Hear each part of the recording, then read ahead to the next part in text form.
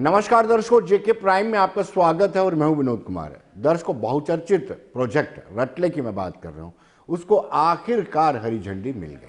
इस power project से 850 megawatt बिजली का उत्पादन होगा और बड़ी दिलचस्प बात है, ये पहला पावर प्रोजेक्ट है जिसमें स्टेट एक पैसा भी नहीं लगा रही है और 49% इस प्रोजेक्ट की हिस्सेदारी होगी। ये बहुत बड़ी अचीवमेंट है और इसकी घोषणा आज खुद उपराज्यपाल मनोज कुमार सिन्हा ने की।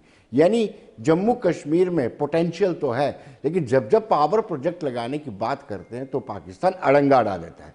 पाकिस्तान कहता है कि इंडस वाटर ट्रीटी की आप अवहेलना कर रहे हैं, इंडस वाटर ट्रीटी को आप वायलेट कर रहे हैं, और ये वर्ल्ड बैंक में मामला लेकर के चला जाता है। लेकिन मनोज सिन्हा जो उपराज्यपाल हैं, उन्होंने इसकी घोषणा के साथ यही कहा कि अब नेतृत्व जो दिल्ली में नेतृत्व है वो मजबूत है, लिहाजा पाकिस्तान की इतनी हिम्मत नहीं होगी कि वो इस प्रोजेक्ट को लेकर के कहीं जाए। और उन्होंने कहा कि इतनी हिमाकत पाकिस्तान कर भी नहीं सकता है। दूसरी बड़ी बात यह है कि इस प्रोजेक्ट से रोजगार भी मिलेगा, पावर के साथ साथ रोजगार भी मिलेगा। आहिस्ता आहिस्ता जिस तरीके से कहा जा रहा है कि 60 महीनों में यानी 5 सालों में इस पर पावर प्रोजेक्ट को कंप्लीट होना और उसके बाद 24/7 बिजली की सप्लाई जम्मू कश्मीर यूटी के लोगों को मिल सकती है। यह बहुत बड़ा फैसला आज का है।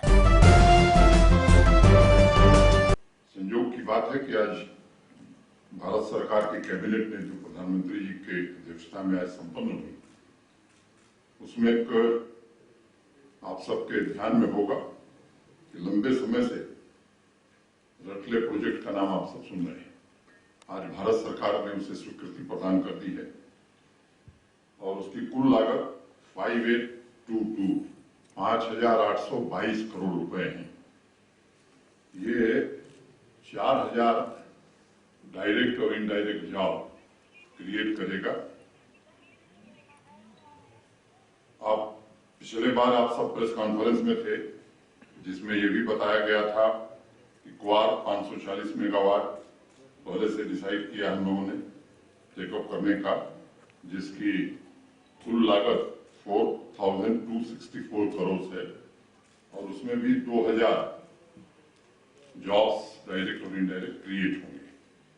4 और पावर प्रोजेक्ट्स पर उस दिन एनएचपीसी के साथ हम सबने एमओयू पर साइन किया था, किरसई 2 930 मेगावाट, सवालकोट 1856 मेगावाट, पूरी stage 2 240 megawatt and Dulhasti stage 2 258 megawatt.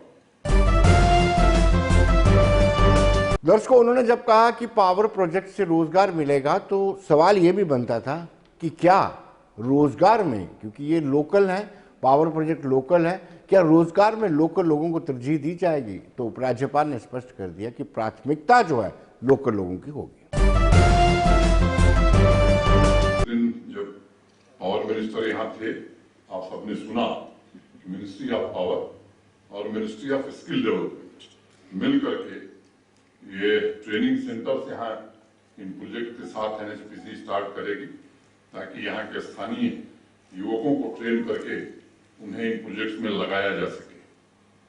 अब अगर मैं थोड़ा पीछे आपको ले जाऊं तो 2018 के पहले 47 से 2018 तक मोटे तौर पर आप देखिए तो 3500 मेगावाट बिजली का जनरेशन जम्मू कश्मीर में होता है और 18 से और आज की बात जहां जिस तारीख को मैं खड़ा हूं, आने वाले 5 सालों में 6300 मेगावाट 6300 मेगावाट, माने जो हमारी कैपेसिटी 47 से 2018 तक थी उससे दुगुना पावर मोटे तौर पर हम आने वाले 5 साल में बनाने जा रहे हैं।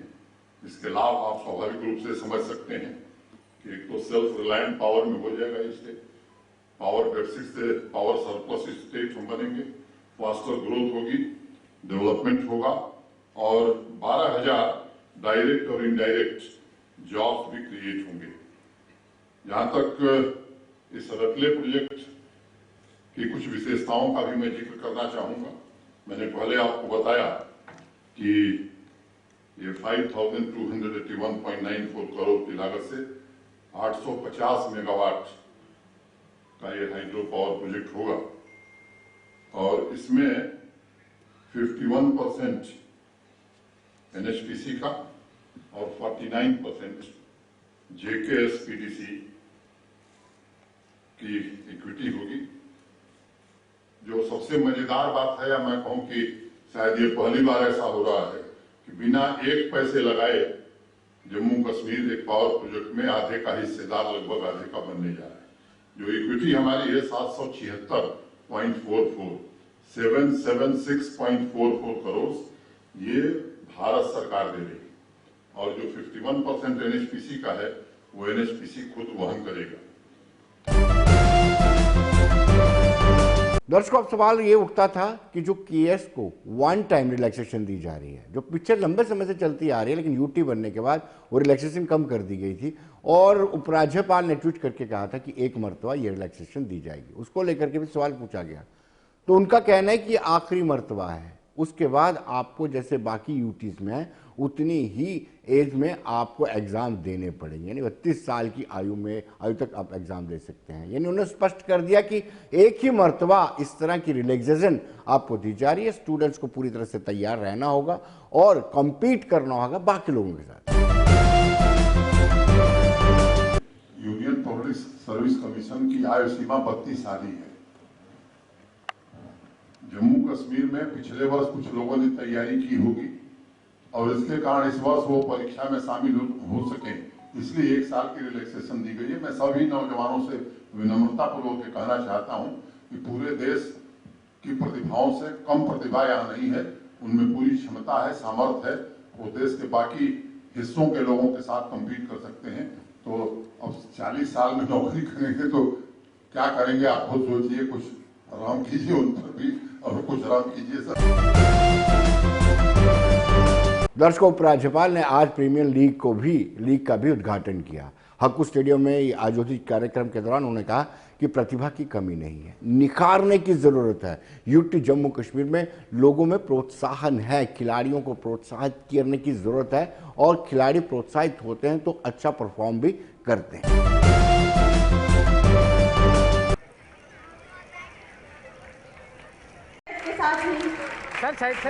हम उनका स्वागत करते हैं।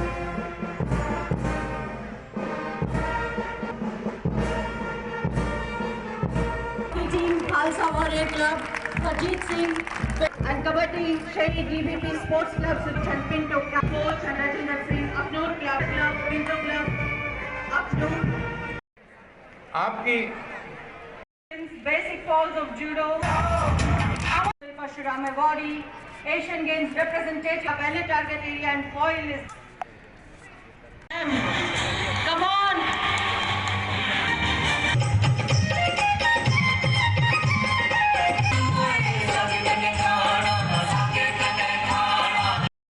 देश का स्पोर्टिंग पावर हाउस बन सकता है, ये संभावना मुझे लगता है आने के बाद अनेक लोग देख रहे होंगे। खेल की प्रतिभाओं को अवसर और सुविधा मुहैया कराने के लिए अथक प्रयत्न हो रहे हैं। आज जम्मू में इस प्रीमियर लीग के लिए के आगाज के लिए हम सब यहाँ इकट्ठे हुए हैं।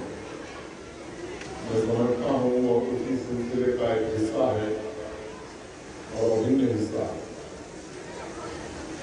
ठीक कहा मेरे पूर्व वक्ताओं ने कि देश के किसी भी राज्य में या यूनियन टेरिटरी में संघ राज्य क्षेत्र में इतने बड़े पैमाने पर 4 अलग-अलग डिस्ट्रिक्ट में सभी जिलों सभी डिस्ट्रिक्ट में 1250 मैच आयोजित किए होंगे, ऐसा शायद मेरे ध्यान में नहीं है। ये निश्चित रूप से एक सराहनीय प्रयास है। फुटबॉल, हॉकी, वॉलीबॉल और कबड्डी बताया गया कि 85 को 8,500 से ज्यादा खिलाड़ी इसमें भाग लिए। ये किसी उत्सव से कम नहीं। खेल के मैदान और खिलाड़ियों के विलक्षण जादू की जब बात होती है तब उनका तप, दृढ़ संकल्प, उनका परिवार और उनके पोते, और मैं समझता हूँ खेल विभाग से जुड़े हुए हमारे सभी साथी जो उल्लेखनीय सहयोग करते हैं, उनकी सराहना अवश्य होनी चाहिए। जो यहाँ पे इवेंट था, यहाँ इनॉग्रेशन की ऑनरेबल एलजी साहब ने हमारा जो प्रीमियर लीग मैचेस हैं जो हमारे सारी यूटी में चल रहे हैं, और हमारे यहाँ पे 4 गेम्स जिसमें फुटबॉल, हॉकी, वॉलीबॉल और उसके अलावा कबड्डी के प्रीमियर लीग मैचेस स्टार्ट हुए हैं। ये आज यहाँ जम्मू डिस्ट्रिक्ट में आज हमारे ऑनरेबल एलजी साहब ने इनॉग्रेट किए। ये 3 फेजेस में ये मैचेस होंगे। पहले हमारे डिस्ट्रिक्ट लेवल में मैच होंगे जहाँ पे डिस्ट्रिक्ट के सारे बच्चे जो हैं दूर दूर इलाकों के हैं, जो हमारे ब्लॉक्स के हैं, हमारे विलेजेस के हैं, वो खेलेंगे। और उसके बाद जो वहाँ से क्वालिफाई करेंगे वो डिवीज़न लेवल पे और फिर यूटी लेवल पे जो 3rd फेज़ होगा। मुझे उम्मीद है कि ये प्रोग्राम जो है बहुत सक्सेसफुल होगा। आपने देखा कि आज कितना एंथुजियाज़म था हमारे बच्चों में। आज इनफैक्ट मौसम ने भी हमारा साथ दिया। It is such a beautiful day, और हमारे यंगस्टर्स जो यूथ हैं इतने बड़ी तादाद में यहाँ मौजूद हैं। हमारी कोशिश है कि ये शुरुआत जो हमने 4 गेम्स में की हैं, अगले साल जाके हम 10 या 12 गेमों में कुछ महीने में ये लीग मैचेस करेंगे, और उसके बाद जितने हमारे ओलंपिक स्पोर्ट्स हैं उसमें भी ये लीग मैचेस कराए गए। दर्शकों, बात अगर उपराज्यपाल की बात चल रही है तो राजभवन पर भी चर्चा की जाना जरूरी है। होमगार्ड वर्कर्स ने आज राजभवन का घेराव करने का प्रयास किया। पुख्ता पुलिस बंदोबस्त के चलते वो आगे नहीं जा पाए, लेकिन उनका ये कहना है कि जो 2015 का कोर्ट का निर्देश है, उस निर्देशानुसार यहाँ पर लोगों को यानी होमगार्ड वर्कर्स को सैलरी मिलनी चाहिए। उनका ये मानना है कि जो आदेश सुप्रीम कोर्ट ने दिया था, उन्होंने स्पष्ट कर दिया था कि जो बेल्ट फोर्स में काम करता है उसको बराबर बेल्ट फोर्स से बराबर सैलरी मिलनी चाहिए।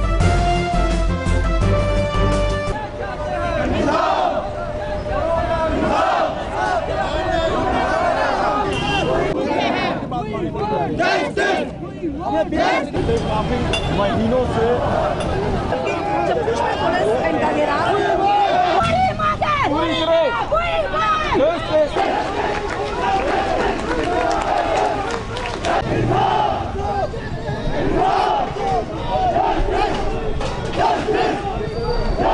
तो आज हम जो एक पीसफुल प्रोटेस्ट कर रहे हैं, ये हमारा इसलिए कि हमारे जो अभी बजट सेक्शन चल रहा है तो इन्होंने सभी का मसला रखा 38 डिपार्टमेंटों का, लेकिन होमगार्ड का उसमें नाम भी नहीं है।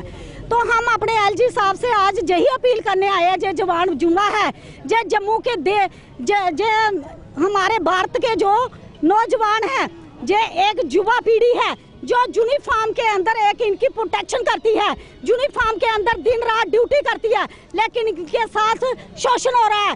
क्योंकि मैं कहना चाहती हूँ कि यूनिफॉर्म के अंदर जे लोग डे नाइट ड्यूटियां देते हैं। आज श्रीनगर में बर्फ पड़ी हुई है, बर्फ में लोग इतना काम कर रहे हैं, कहीं एसडीआरएफ की जहां भी होता है होमगार्ड के लोग काम कर रहे हैं, लेकिन उनकी आवाज कोई नहीं सुनता है, ना पहुंचाता है।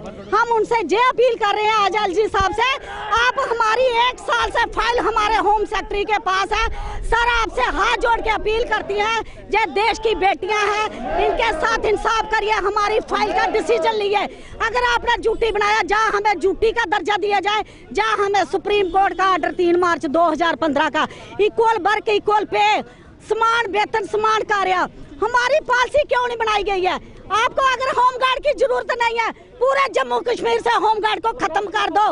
तो जे गवर्नमेंट हमें शौक नहीं है प्रोटेस्ट करें हम यूनिफॉर्म के अंदर, लेकिन हम गवर्नमेंट से इंसाफ मांगा जाता, हमारी आवाज आगे तक नहीं पहुंचती। हम सेक्रेटरी जा जाके हर जगह पे जा जाके जब हमारे साथ कोई नहीं सुनता, तो हम यही आज मैसेज देंगे, अगर नहीं किया जाता तो 26 जनवरी को हमारा काला दिवस होगा।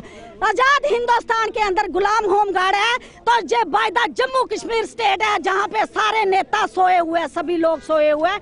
तो हम कहना चाहते हैं भूखे प्यासे भी हम इस एजिटेशन के लिए सुप्रीम कोर्ट तक भी जाएंगे। अगर हमारी जे&के ड्यूटी स्टेट हमें इंसाफ नहीं देती है, तो हम यही कहना चाहते हैं कि यूनिफॉर्म के साथ इंसाफ करो, इंसाफ करो।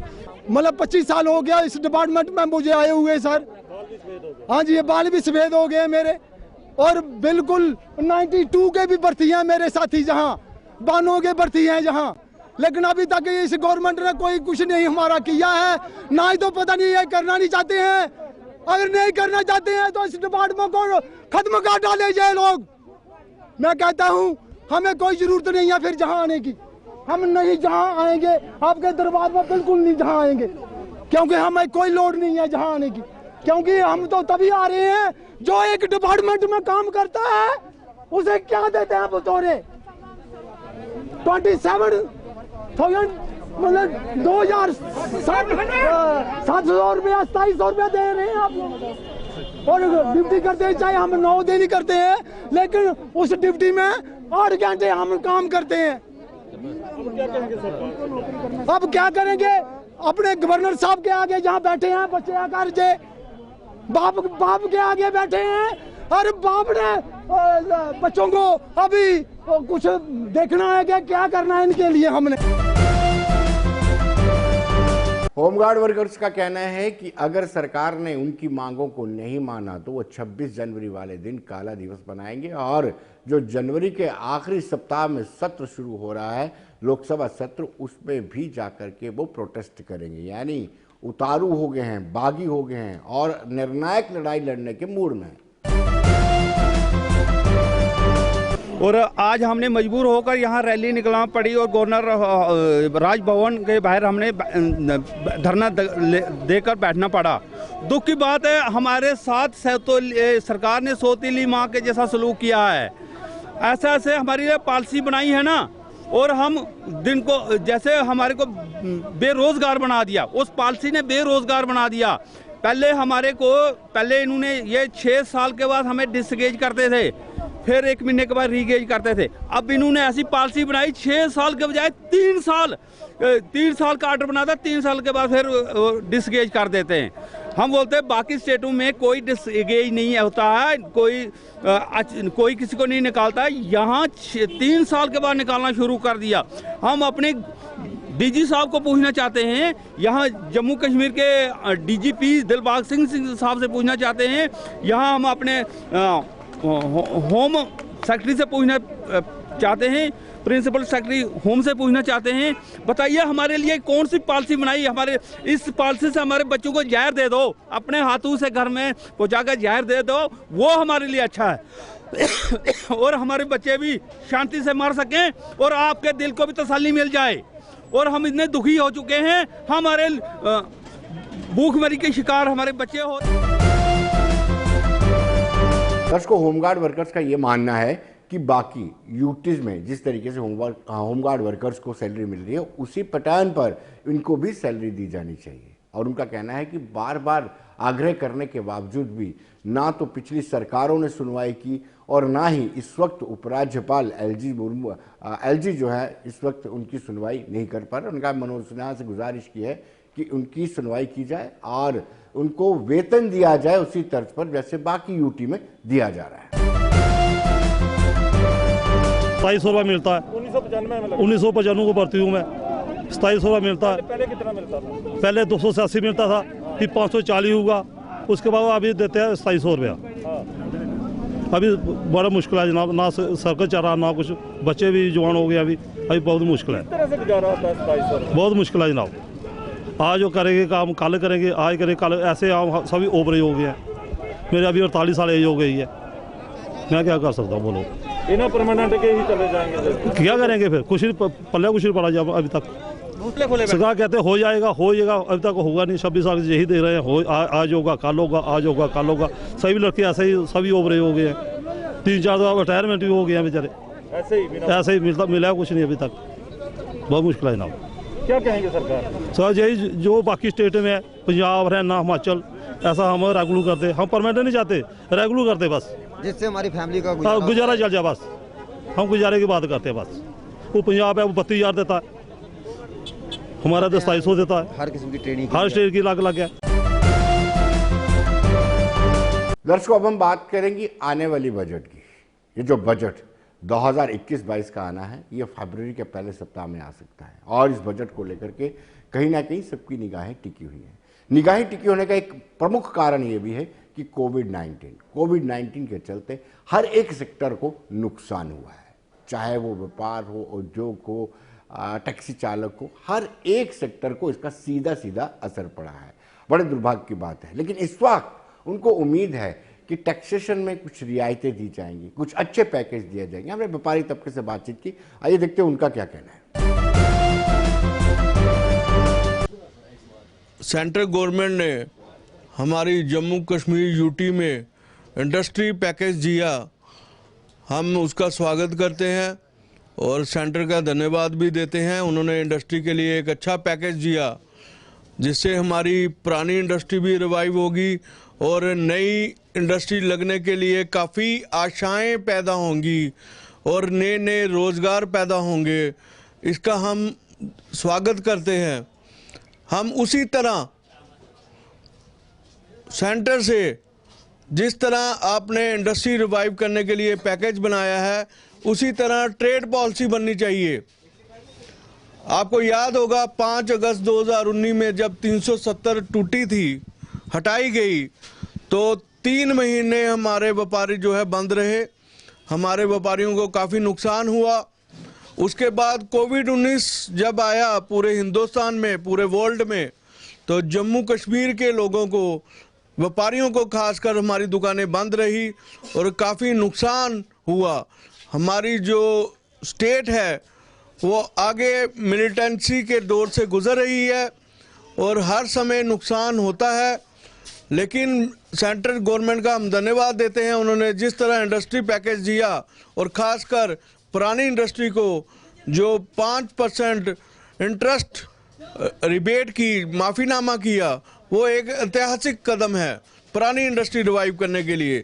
इसी तरह हम ट्रेड पॉलिसी चाहते हैं और ट्रेड पॉलिसी के तहत हमें भी इंटरेस्ट माफ़ी के होना चाहिए और कम से कम 10 साल के लिए इंटरेस्ट जो है 5% हमें भी माफ़ होना चाहिए, क्योंकि ट्रेड बिजनेस सेंटर वो सेंटर है जो रोज़गार पैदा करता है और रेवेन्यू जनरेट करता है और जीएसटी लाखों रुपया कलेक्ट करके सरकार तक पहुंचाता है। हम चाहते हैं जिस तरह आपने सेंटर की पॉलिसी बनाई है ट्रेड पॉलिसी, उसी तरह हमारी ट्रेड पॉलिसी बननी चाहिए। जो कि यूटी बन गया है, यूटी के बाद वो कोविड आ गया, कोविड के बाद जो कुछ भी इन्होंने प्लान्स हमारे यूटी के लिए, जेके यूटी के लिए रखे हैं, वो तो अभी हमें तो यहाँ पर ग्राउंड लेवल पर नज़र नहीं आ रहे हैं। तो हम उम्मीद करते हैं कि गवर्नमेंट खास यूटी के लिए, इंडस्ट्री के लिए और ट्रेड के लिए विशेष कुछ पैकेज दे जो कि हवा में ना हो, ग्राउंड पे हो, जिससे बाहर की इंडस्ट्री आए। ये रोड शो कर रहे हैं, रोड शो करने के बाद नतीजा तो वही सिफर ही रहता है। तो इसलिए मैं उम्मीद करता हूँ कुछ ग्राउंड लेवल पे बड़े बड़े इंडस्ट्रीज को यहाँ पर ऐसा एटमॉस्फेयर दें ताकि यहाँ पे इंडस्ट्री खुले, बच्चों को नौकरियाँ मिलेंगी, ट्रेड बढ़ेगा। तो इसलिए हम तो यही उम्मीद करते हैं कि खास जेके के जम्मू कश्मीर के लिए स्पेशल पैकेज की ज़रूरत है और विशेष हर 2-3 महीने के बाद कुछ ना कुछ नया और उसका नज़ला व्यापारी पे गिरता है कि आप लेट हो रहे हो, आपने ये करना है, वो करना है।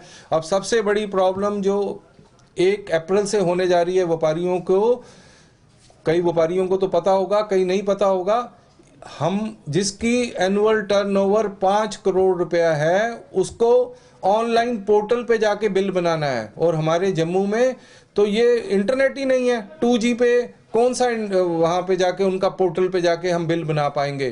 पहले हमारे से अभी ग्राहक ही नहीं है, होटल इंडस्ट्री प्रभावित है और ये एक बहुत बड़ा एक हमारे व्यापार के ऊपर बहुत बड़ा एक मैं तो कहूँगा हमला है कि छोटे छोटे व्यापारियों को ख़त्म करने का, कि भाई आपके पास 2G पे आप चला रहे हो, हमारे से ई-वे बिल नहीं बन रहे और आप कह रहे हैं कि 5 करोड़ से ज़्यादा जिसकी टर्नओवर है वो 1 अप्रैल से हमारे पोर्टल पे जाके बिल बनाए, वो तो मुमकिन नहीं है। और मुझे लगता है कि ये पूरा बिजनेस तहस नहस हो जाएगा। तो आप किस तरह की उम्मीद करते हैं? मैं गवर्नमेंट से उम्मीद करता हूं कि पहले तो सबसे पहले ये जो 5 करोड़ वाला ऑनलाइन पोर्टल पे जाके बिल बनाना और ई-वे बिल, जम्मू से श्रीनगर गाड़ी जाती है 6 दिन लगती है और उन्होंने अभी उसमें घटा दिया है कि एक दिन में पहले 100 किलोमीटर था, शायद अब 2 दिन में 300 किलोमीटर कर दिया है। तो पहले तो ई-वे बिल की मियाद बढ़ाएं और दूसरा इसको पोस्टपोन करें। और सबसे जो जरूरी है, यहाँ पर 4G की इंटरनेट सेवा जल्द से जल्द बहाल की जाए। व्यापारियों की माने तो उनका कहना है कि पिछले 3 सालों से गड़बड़ होती आ रही है। उनका माने तो 2019 के स्टार्टिंग में पुलवामा होता है, पुलवामा के बाद 2019 5 अगस्त को 370 में संशोधन किया जाता है, 35 से हटाया जाता है, और उसके बाद पैंडेमिक कोविड-19 शुरू हो जाता है। इस सब समय के बीच में व्यापार को सीधा सीधा, उद्योग को सीधा सीधा नुकसान हुआ है। लिहाजा अब थोड़ी राहत मिली है, तो इस राहत में सरकार की तरफ से भी राहत दी जानी चाहिए। उनका कहना है कि सरकार को चाहिए कि कोई ऐसा पैकेज लाए अपनी बजट में, ताकि जो डिरेल हो चुका बिजनेस है वो दोबारा ट्रैक पर आ सके। देखिए, बजट जो है बहुत ही मुख्य धारा में रहता है हर सिटीज़न के लिए। जम्मू कश्मीर के लोगों को भी बहुत बेसब्री से इंतज़ार है बजट का। देखिए, बजट से क्या होगा, जम्मू कश्मीर के लोगों को एक उम्मीद है। जैसे कि हमने पिछले साल देखा 2019 में, ख़ास करके मैं टूरिज़्म ट्रेड की बात करूं, क्योंकि जम्मू कश्मीर जो है वो पूरा ही टूरिज़्म ट्रेड से जुड़ा हुआ है। तो टूरिज़्म ट्रेड में देखिए क्या हुआ, पिछले साल पहले पुलवामा का कांड, उसके बाद धारा 370 का हटना और उसके बाद कोरोना की त्रासदी, ये तीनों ही फैक्टर पिछले 2 साल में टूरिज़्म की कमर तोड़ के रख दी। मैं यही कहूँगा गवर्नमेंट ऑफ इंडिया से कि बजट ऐसा हो जिसमें कि जम्मू कश्मीर के लोगों को एक प्राथमिकता दी जाए, और ख़ास करके जो टूरिस्ट वर्ग है, जो लोग जो है टूरिज़्म से जुड़े हुए हैं, व्यापारी लोग हैं, उनके लिए खास करके एक पैकेज बनाया जाए, स्पेशली डिज़ाइन पैकेज हो, जिससे कि लोगों को पिछले 2 साल में जो नुकसान हुआ है, देखिए पिछले साल से 1.5 साल हो गया है हमारे यहाँ पे 2G नेटवर्क चल रहा है, और जब भी हम GST के रिटर्न्स भरने लगते हैं या फिर कभी इनकम टैक्स रिटर्न भरते हैं, तो हमेशा देखने को मिलता है कि जम्मू की रिटर्न्स नहीं जा रही हैं, जिससे कि जम्मू के लोगों को पेनल्टी मिलती है। तो मैं यही कहूँगा, आज डिजिटल इंडिया है, स्मार्ट सिटी बन रही है, बात हम करते हैं एडवांस होने की, लेकिन आज जम्मू की हालत ऐसी है, पिछले 1.5 साल से 2G पे हम सर्वाइव कर रहे हैं, जिससे कि व्यापारी वर्ग तो परेशान है ही है, स्टूडेंट्स, अन्य लोग जो कि नेट से जुड़े हुए हैं और जिनकी नेट प्राथमिकता है, उनके लिए बहुत मुश्किल है। और मैं कहूँगा कि इसका जल्द से जल्द सोल्यूशन निकाला जाए और जम्मू के लोगों को 4G की जो सौगात है वो जल्द से जल्द। बजट जो है वो एक पीपल फ्रेंडली होना चाहिए, हर वर्ग को, हर तरह के लोगों को उसका बेनिफिट होना चाहिए, और ख़ास करके जम्मू कश्मीर के लोग अब 2 साल से बहुत ही मुश्किल हालात में हैं, और ख़ास करके व्यापारी वर्ग। तो मैं ये कहूँगा कि टूरिज़्म ट्रेड के लिए, खासकर होटल वालों के लिए, ढाबे वालों के लिए, ट्रांसपोर्ट वालों के लिए एक स्पेशली डिज़ाइन पैकेज हो, जिससे कि खास करके इस वर्ग को सहायता दी जाए और आने वाले टाइम में इनका सर्वाइवल जो है वो अच्छा हो सके। तो दर्शकों, बने रहिए देश दुनिया की खबरों के लिए और मुझे दीजिए इजाजत। नमस्कार।